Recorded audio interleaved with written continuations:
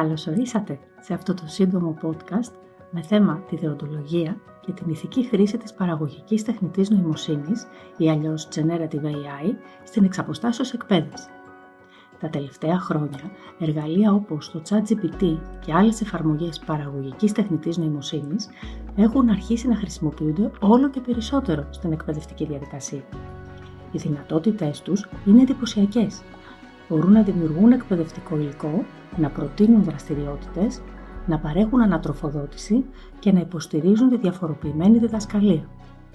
Ωστόσο, η αξιοποίησή τους συνοδεύεται και από σημαντικά ζητήματα δεοντολογίας που κάθε εκπαιδευτικός οφείλει να γνωρίζει. Ένα από τα βασικότερα ζητήματα αφορά την αξιοπιστία του παραγόμενου περιεχομένου. Παρότι τα εργαλεία παραγωγικής τεχνητής νοημοσύνης παράγουν συχνά πιστικές και καλά διατυπωμένες απαντήσεις, δεν εγγυώνται πάντοτε την ακρίβεια των πληροφοριών. Ενδέχεται να δημιουργούν ανακριβή ή παραπλανητικά δεδομένα, παρουσιάζοντάς τα ως έγκυρα.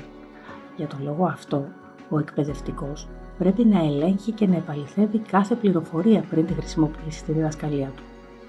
Ένα δεύτερο σημαντικό ζήτημα είναι η προστασία των προσωπικών δεδομένων. Κατά τη χρήση εργαλείων τεχνητής νοημοσύνης, δεν θα πρέπει να καταχωρίζονται στοιχεία που μπορούν να ταυτοποιήσουν μαθητές ή εκπαιδευόμενους, όπως ονόματα, διευθύνσεις ηλεκτρονικού ταχυδρομείου, βαθμολογίες ή άλλες προσωπικές πληροφορίες. Η προστασία της ιδιωτικότητας αποτελεί βασική υποχρέωση κάθε εκπαιδευτικού, ιδιαίτερα στα ψηφιακά περιβάλλοντα μάθησης. Παράλληλα, χρειάζεται προσοχή σε ζητήματα πνευματικής ιδιοκτησίας. Η χρήση υλικού που παράγεται από τα εργαλεία τεχνητής νοημοσύνης δεν απαλλάσσει το χρήστη από την ευθύνη να ελέγχει αν παραβιάζονται δικαιώματα τρίτων ή αν απαιτείται αναφορά πηγών. Η υπεύθυνη χρήση της τεχνολογίας προϋποθέτει σεβασμό στους κανόνες ακαδημαϊκής και επαγγελματικής δεοντολογίας. Ένα ακόμα ζήτημα σχετίζεται με τη διαφάνεια. Οι εκπαιδευτικοί καλούνται να ενημερώνουν τους μαθητές τους όταν αξιοποιούν εργαλεία παραγωγικής τεχνητής νοημοσύνης για την παραγωγή εκπαιδευτικού υλικού ή δραστηριοτήτων. Η διαφάνεια συμβάλλει στην ανάπτυξη σχέσεων εμπιστοσύνης και στην καλλιέργεια ψηφιακού γραμματισμού. Ποιες είναι λοιπόν οι βασικές κατευθυντήριες γραμμές για την ηθική χρήση της παραγωγικής τεχνητής νοημοσύνης στην εξαποστάσεως εκπαίδευση? Πρώτον, χρησιμοποιούμε την τεχνητή νοημοσύνη ως υποστηρικτικό εργαλείο και όχι ως υποκατάστατο της επαγγελματικής κρίσης του εκπαιδευτικού.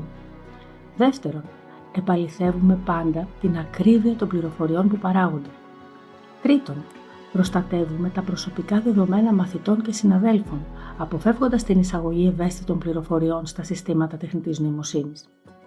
Τέταρτον, είμαστε ειλικρινείς σχετικά με τη χρήση εργαλείων τεχνητής νοημοσύνης και ενθαρρύνουμε τους μαθητές να τα χρησιμοποιούν υπεύθυνα και κριτικά. Τέλος, προωθούμε την ανάπτυξη της κριτικής σκέψης, της δημιουργικότητας και της ακαδημαϊκής ακεραιότητας, αξιοποιώντας την τεχνητή νοημοσύνη ως μέσο υποστήριξης της μάθησης και όχι ως εύκολη λύση που υποκαθιστά την προσωπική προσπάθεια. Η παραγωγική τεχνητή νοημοσύνη μπορεί να αποτελέσει ένα πολύτιμο σύμμαχο στην εξαποστάσεως εκπαίδευση, αρκεί να χρησιμοποιείται με υπευθυνότητα, κριτική σκέψη και σεβασμό στις θεμελιώδεις αρχές της δεοντολογίας. Σας ευχαριστώ για την προσοχή σας. Καλή συνέχεια στην επιμόρφωσή σας και καλή αξιοποίηση των νέων τεχνολογιών στην εκπαιδευτική σας πρακτική.